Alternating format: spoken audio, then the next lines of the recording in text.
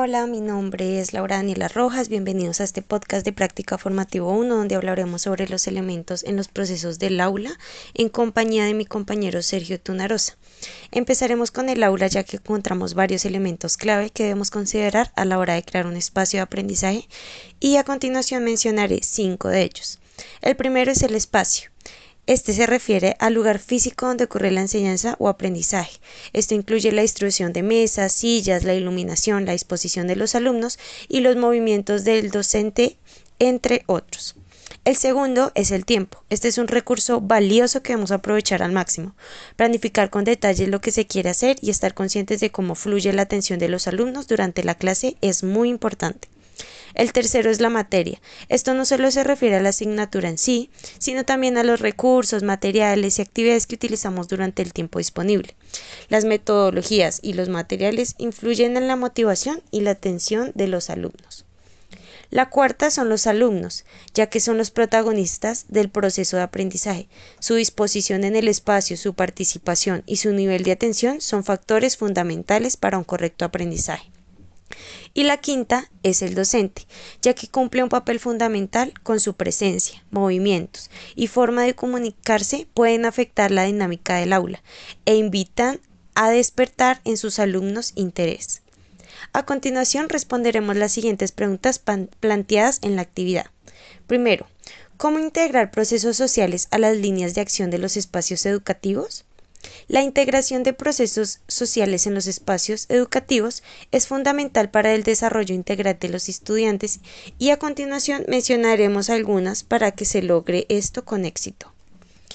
El aprendizaje cooperativo y colaborativo, ya que fomenta el trabajo en grupo donde los estudiantes interactúan, comparten ideas y resuelven problemas juntos. Esto promueve habilidades sociales y cognitivas. También se debe tener en cuenta la educación socioemocional, que integra actividades que ayudan a los estudiantes a comprender y gestionar sus emociones, así como desarrollar empatía y habilidades interpersonales. Otro punto importante es la inclusión educativa. Diseñar estrategias para atender la diversidad de estudiantes, considerando sus necesidades individuales y promoviendo la equidad de oportunidades. Y por último, la promoción de cultura de paz. Fomenta valores como la tolerancia, el respeto y la resolución pacífica de conflictos. Esto contribuye al desarrollo comunitario y a la construcción de una sociedad más armoniosa. Bueno, ahora surge la pregunta, ¿quién determina la formación de los docentes?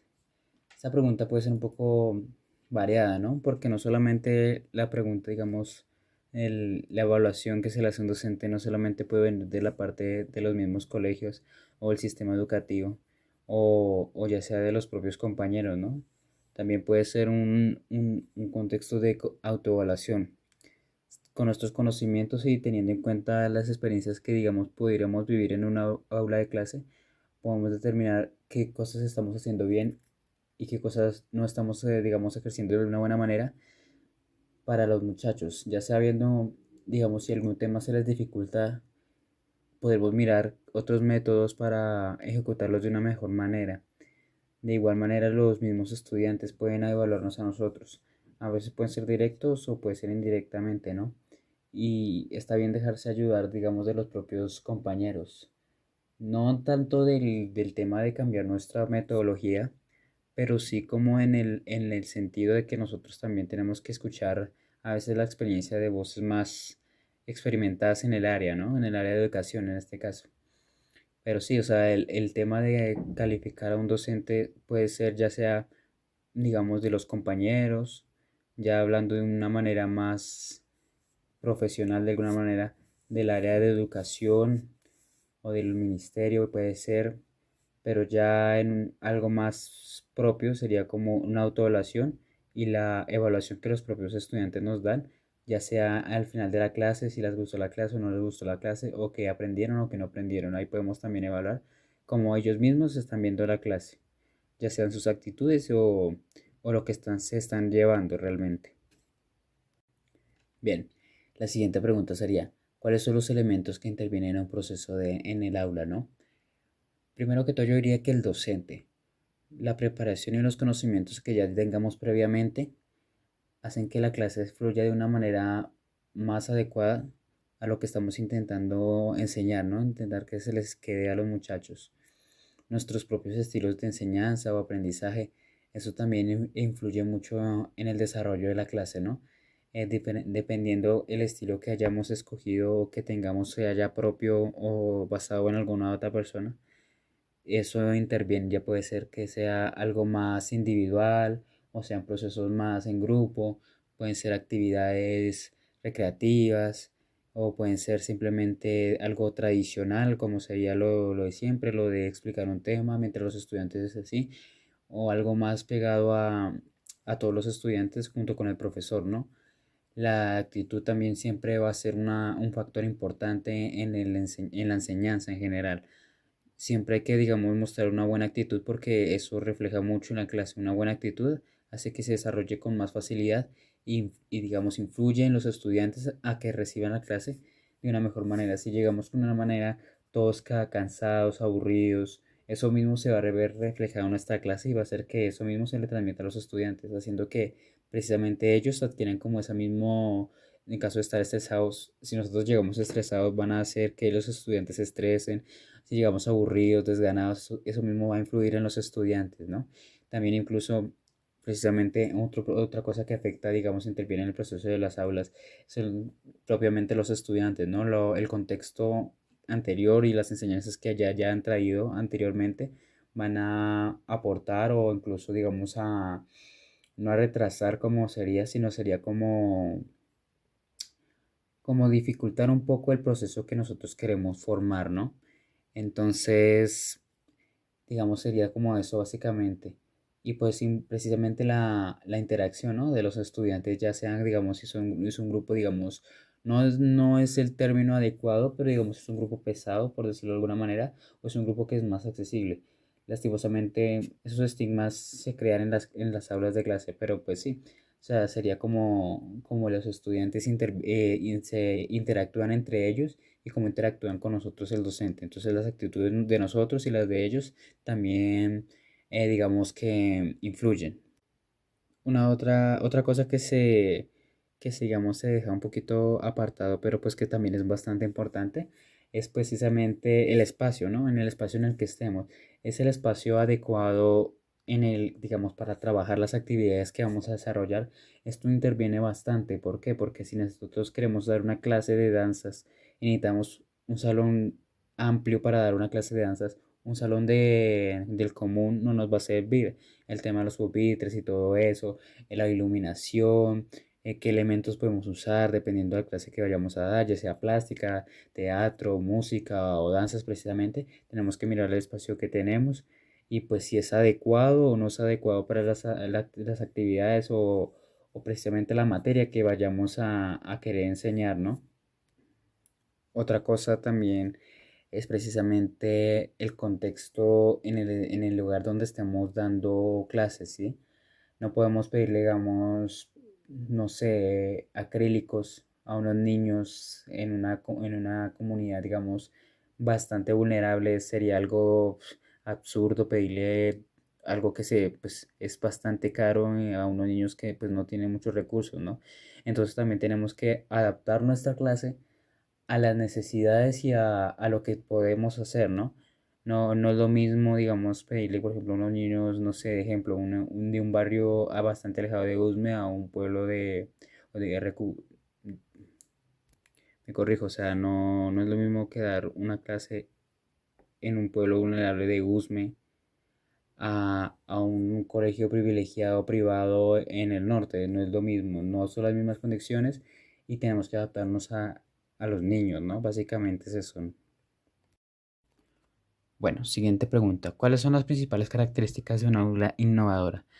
Pues yo considero que hay varias, ¿no? O sea, por lo menos en el hoy día, yo considero que una aula por lo menos innovadora es una que permita el moverse, ¿no? O sea, en plan de que sea espaciosa y que sea adecuada para la clase que se vaya a dar, que los espacios estén adaptados a las clases que se vayan a dar, que si va a ser un salón de gimnasia, que sea espacioso, que si va a ser una danza que tenga, no sé, espejos por lo menos, que si va a ser una clase de artes que tenga, no sé, caballetes, harta iluminación para que se pueda trabajar bien, que si es de música tenga instrumentos, que tenga acústica, que se escuche bien, bien adaptada, buena iluminación igualmente, todo ese tipo de cosas, ¿no? Igual es lo mismo, por ejemplo, para diferentes áreas que no tengan que ver con el arte es como tal. Por ejemplo, integrar tecnología a las aulas me parece bastante bien. Ya hoy día hay tableros que son interactivos, que permiten mover y interactuar con la propia pantalla para mostrar o querer aclarar cosas simplemente ya con el movimiento de los dedos sobre la pantalla.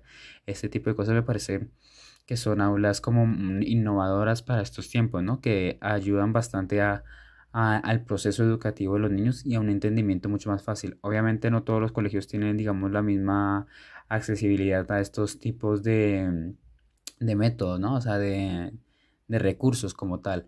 Pero pues sí estaría bien que digamos que el gobierno por lo menos apoyara en ese tipo de cosas porque pues sí, la educación es bastante importante y todo ese tipo de cosas ayuda y potencia precisamente la enseñanza de cualquier materia, los espacios y la tecnología integrada.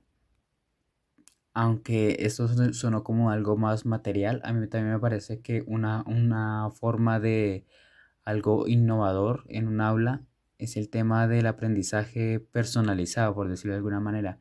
¿A qué me refiero con esto? O sea, que las estrategias y los recursos que nosotros adaptamos sean a las necesidades y los intereses de los propios estudiantes.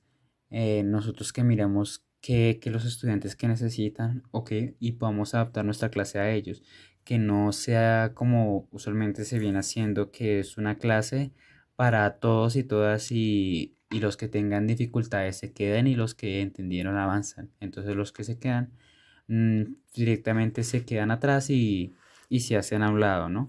Pues no me parece que eso deba ser así, ya que la educación es para todos, ¿no? Y deberíamos adaptar nuestras clases precisamente para todos, precisamente.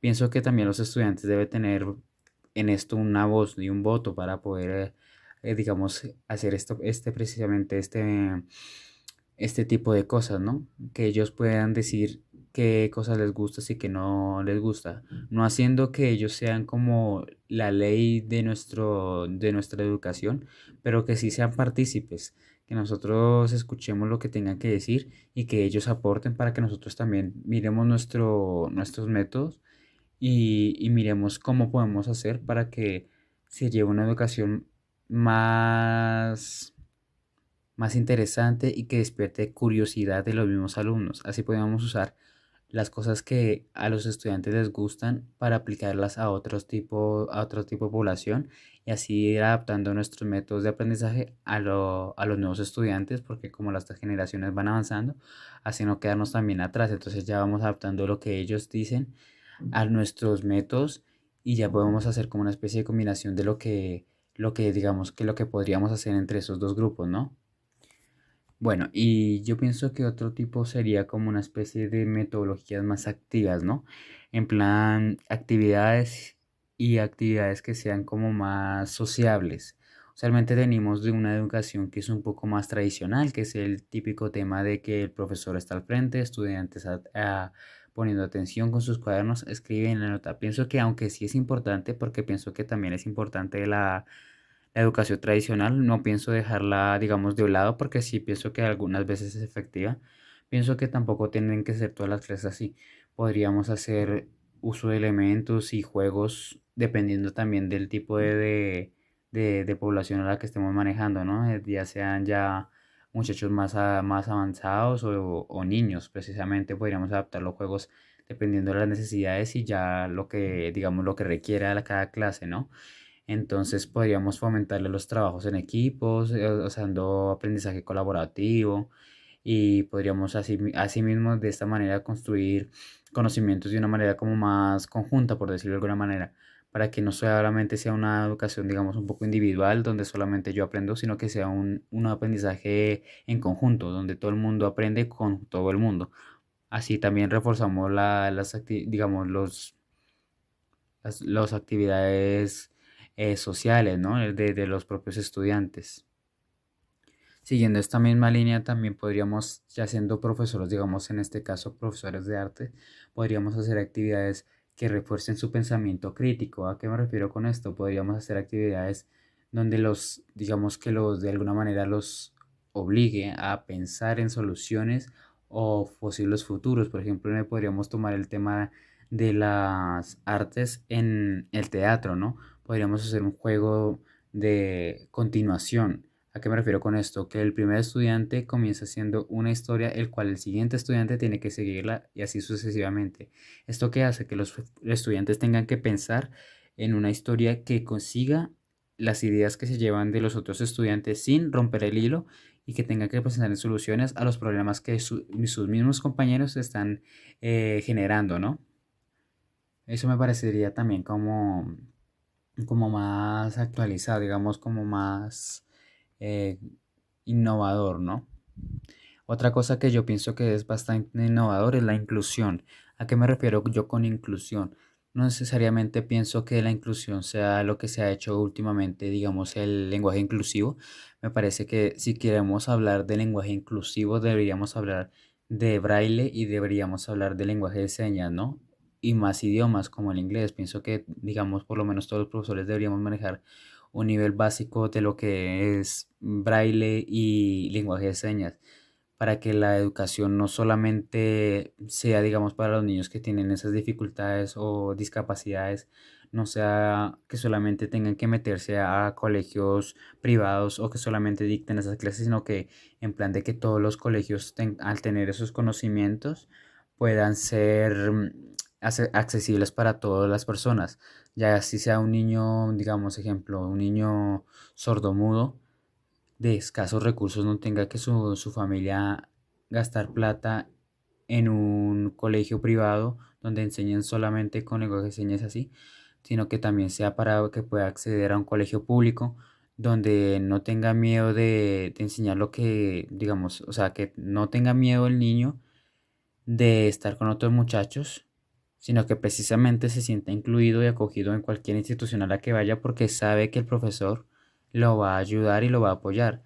Así también podríamos incluir, y no pienso yo que estaría bien en el lenguaje de lenguas extranjeras, incluir también el tema de las lenguajes de señas, ¿no? Algo como un poquito más incluyente, digámoslo así, un poco más innovador, por decirlo de alguna manera, que sea como para que todas las, digamos, nuestras actividades no sean solamente para ellos, sino que para niños que tengan dificultades de aprendizaje y así, etcétera, etcétera. Que tengamos métodos para ayudar a los niños que tienen dificultades en cualquier ámbito, ya sea comunicativo, de aprendizaje, como sea, pero que podamos hacer actividades y que podamos adaptarlas a los estudiantes para que ellos mismos colaboren con la inclusión de los compañeros, para que ellos mismos se sientan aceptados e incluidos en la sociedad. Eso pienso yo por el lado de innovación, ¿no? En aulas, por lo menos en el tema educativo, así ya un poquito más general. Bueno, eso sería todo por mi parte. Muchas gracias por escuchar. Mi nombre es Sergio Esteban Tonaloso y estoy con Laura Daniela Rojas.